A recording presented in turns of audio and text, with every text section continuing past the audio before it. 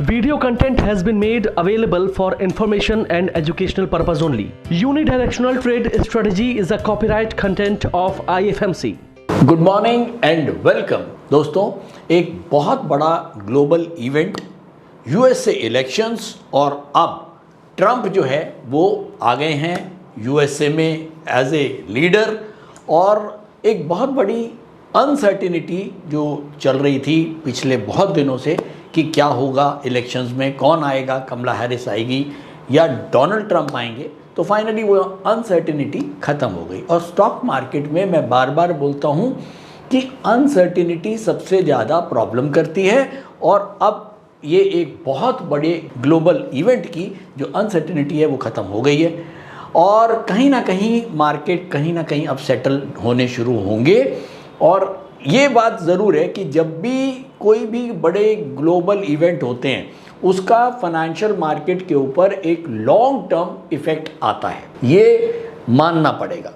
चाहे वो 2014 हो जब बीजेपी की गवर्नमेंट आई, और उसके बाद चाहे वो कोविड 2020 में कोविड आया। कोविड के बाद आपने देखा होगा बिल्कुल इकॉनमी ही चेंज हो गई, कंट्री की इकॉनमीज चेंज हो गई। चाइना बिल्कुल अलग हो गया। चाइना जो पहले एकदम ग्रोथ कर रहा था वो चाइना एकदम ही डाउनवर्ड चला गया।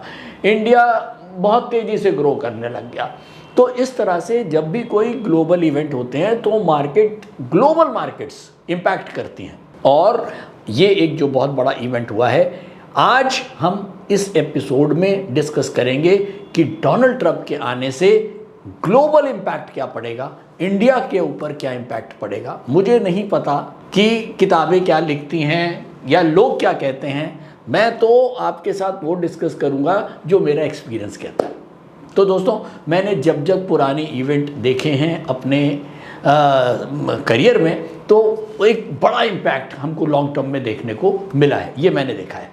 अब इस बड़े इवेंट का क्या इम्पैक्ट आएगा। चाइना, या अगर मैं एक बात करूं कंट्रीज के ऊपर अलग इम्पैक्ट होएगा, एसेट क्लास के ऊपर अलग इम्पैक्ट होगा।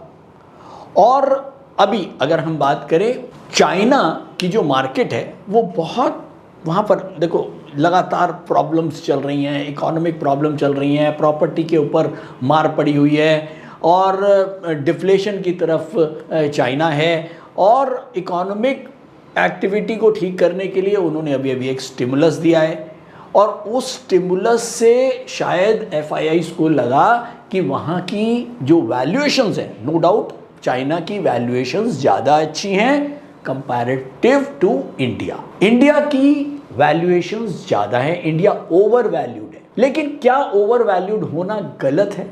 नहीं, मैं मानता हूँ कि चाइना की वैल्यू बेटर है और इंडिया ओवर वैल्यू है। लेकिन आपको मानना पड़ेगा कि जब भी आप कोई ब्रांड की चीज़ लेते हैं, आपने हिंदुस्तान लीवर का कोई सामान खरीदा और आपने एक लोकल कंपनी का कोई सामान खरीदा, तो सेम सामान लीवर आपको 100 रुपये में देगा, दूसरी कंपनी आपको जो है वो 25 रुपये में देगी।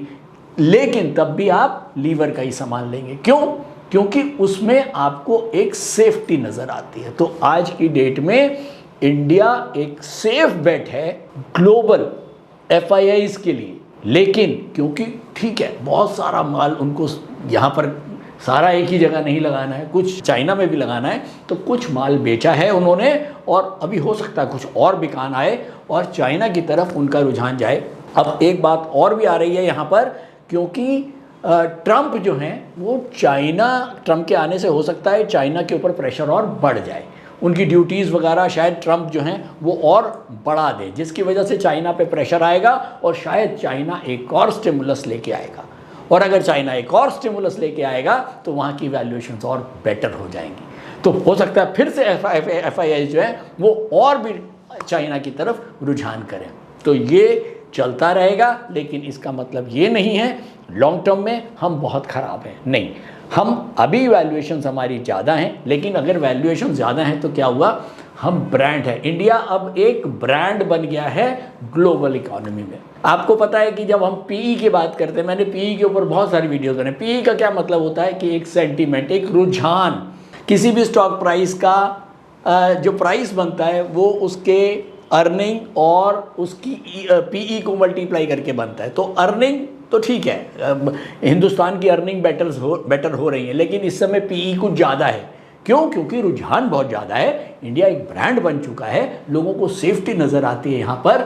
एफआईआई इसको लगता है कि हाँ यार, इंडिया वालों ने जो कमिटमेंट करी, मोदी जी ने अगर कमिटमेंट करी, या मैं मोदी जी का नाम नहीं लेता हूँ, लेकिन इंडिया इटसेल्फ, अगर हमारी कमिटमेंट्स लोगों बाकी कंट्रीज़ की कमिटमेंट से बहुत बेटर है। आज हम जो कमिटमेंट, इंडिया जो कमिटमेंट करता है और जो चाइना कमिटमेंट करता है, पाकिस्तान कमिटमेंट करता है, या बांग्लादेश कमिटमेंट करता है, या कोई और कंट्री कमिटमेंट करती है, तो हमारे कमिटमेंट की ज़्यादा वैल्यू, शायद यही एक सेफ्टी है और यही एक ब्रांड है जो इंडिया को ओवर वैल्यू बना रहा है। लेकिन ग्रोथ इंडिया के साथ है, तो हो सकता है थोड़ा बहुत डाउनवर्ड चले, लेकिन याद रखें, मैंने पिछली बार भी बोला कि वीक कड़ियाँ, जो कमज़ोर कड़ियाँ हैं, जिन लोगों ने ओवर इन्वेस्ट कर रखा है, गले तक माल भर रखा है, वो नहीं रोक पाएंगे अपने आप को, उनको माल बेचना ही पड़ेगा।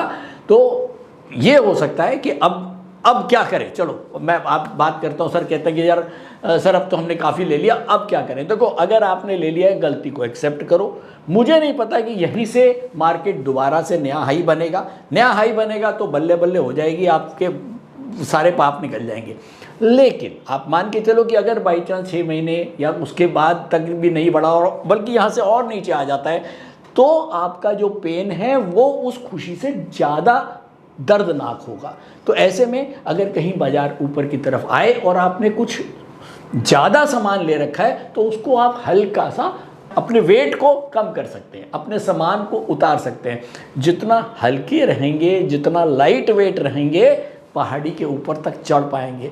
लेकिन पहले से ही सामान इतना बहुत सारा भर लिया है पीठ पे, तो इस पहाड़ी पे चढ़ना बहुत मुश्किल हो जाएगा। तो इसीलिए जिन लोगों ने कुछ ज़्यादा माल ले रखा है, या ओवर आप लोगों ने एलोकेशंस अपनी ठीक से नहीं करी है, हालांकि हम बार बार बताते हैं कि किस तरह से मार्केट में आना है, कैसे एलोकेशन करनी है, लेकिन तब भी अगर वो चीज़ें आपने नहीं करी हैं और आप फंस गए हैं, तो एटलीस्ट ये ध्यान रखें कि कहीं भी एक मेजर रिबाउंड बनेगा, और रिबाउंड बनते रहेंगे बीच बीच में। अभी बना था, अभी दोबारा से अभी 24,400-500 तक मार्केट आया था, उसके बाद फिर अब 24,100 आ गया। तो कहीं भी मूवमेंट आती है ऊपर की, तो आप थोड़ा सा अपनी पोजीशन को हल्का कर सकते हैं, ताकि आप लोग थोड़ा सा रिलीव हो जाए। लेकिन केवल घबराने की बात नहीं है, अच्छी बात भी ये है कि 1 लाख करोड़ एफआईआई के माल बेचने के बावजूद DII, रिटेल इन्वेस्टर, HNIs, हम लोगों ने ये पूरा का पूरा एब्जॉर्ब कर लिया है केवल 1500 पॉइंट के अंदर। 25,500 हम ऊपर में थे, आज हम 24,000 पे हैं, तो 1500 पॉइंट कोई बड़ी चीज़ नहीं है। अगर 1500 पॉइंट में हमने 1 लाख करोड़ खपा लिए एफआईआई के, तो मुझे नहीं लगता एफआईआई कितना बेचेंगे।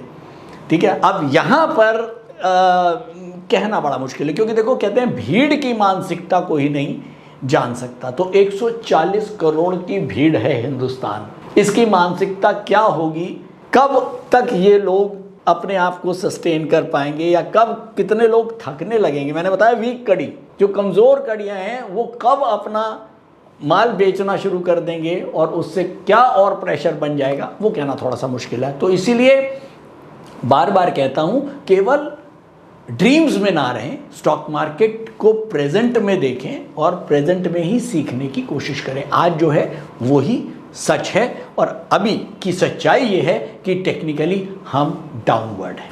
तो चलिए ज़रा चलते हैं जल्दी से चार्ट पर। बातों में ज़रा मज़ा नहीं आता, सीधा चार्ट पे ज़रा ज़्यादा मज़ा आता है समझाने में। तो चलिए सीधा चार्ट पे चलता हूँ। जो ये मंदी आई है, इसमें बहुत सारे मेरे पास स्टूडेंट्स के क्वेश्चंस हैं कि सर ये जो बाज़ार अब गिरा है, अब ये कहाँ रेजिस्टेंस लेना चाहिए, या अगर कहीं हमको थोड़ा सा माल हल्का करना है तो कौन से लेवल्स होंगे जहाँ हम थोड़ा सा माल हल्का कर सकते हैं। सारा नहीं बेचना, ठीक है, ताकि अभी मैंने आपको बताया लाइट रहना है।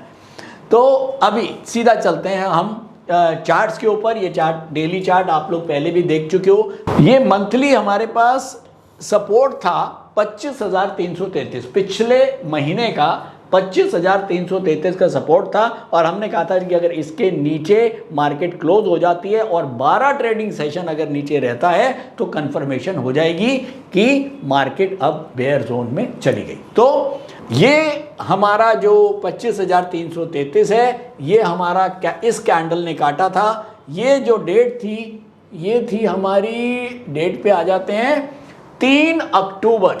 3 अक्टूबर वाली कैंडल ने हमारे इस मंथली सपोर्ट को ब्रीच किया था और उसके बाद 1 2 3 4 5 6 7 8 9 10 11 12 ट्रेडिंग सेशन यहाँ पर। ये डेट थी, मुझे आज भी याद है, 18 अक्टूबर। 18 अक्टूबर को हम कंफर्म हुए थे कि हम वापस मंथली लेवल्स के ऊपर डाउनवर्ड हो चुके हैं और उस समय इंडेक्स था हमारा 24,854। ये था हमारा 24,854। तो यहां पर हमको कंफर्मेशन मिली थी। अब बात आती है कि मार्केट कब पलटेगा। तो पलटने के लिए तो अगर हम ये वाले इसी पे चलें तो चलिए आराम से समझने की कोशिश करते हैं। ये वाली कैंडल थी जो कल्प्रिट थी 3 अक्टूबर वाली।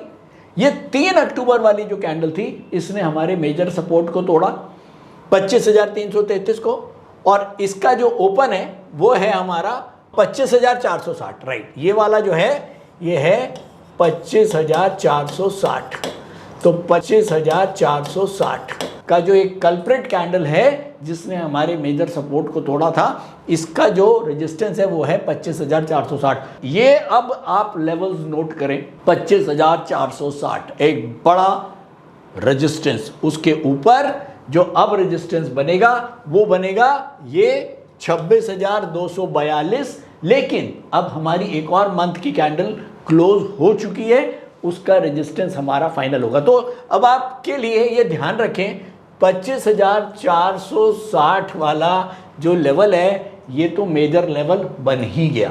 लेकिन अब जैसे जैसे मार्केट नीचे चलेगी तो रेजिस्टेंस लेवल हमारे नीचे आते रहेंगे और इस तरह से हम जो है रेजिस्टेंस को मार्क करते हैं। तो बेसिकली अगर जो कई बच्चे पूछ रहे थे कि सर अब जो रेजिस्टेंस बना है वो कौन सा बना है, तो वो था हमारा 25,460।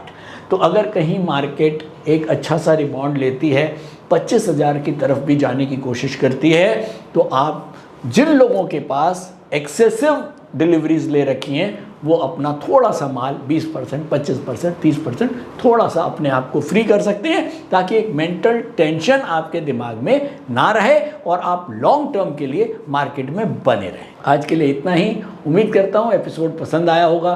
देखते रहिए, हमारे साथ जुड़े रहिए, शेयर करते रहिए हमारे वीडियोज़, ताकि हम कोशिश करते हैं कि हमारी जो स्टॉक मार्केट एजुकेशन है वो हम हिंदुस्तान के कोने कोने तक पहुँचा पाएँ आपके माध्यम से। Thank you so much.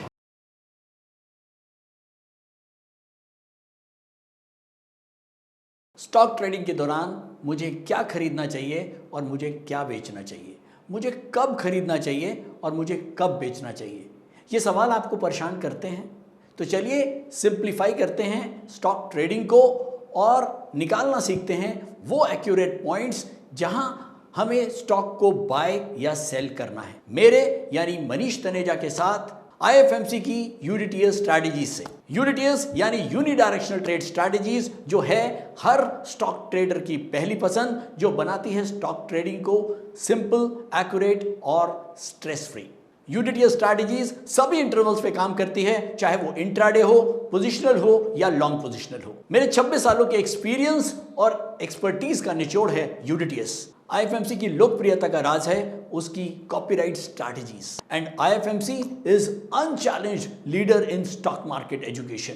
IFMC is now a school of 10 million learners, awarded twice by Delhi City Icon Awards. So let's begin UDTS online course by IFMC.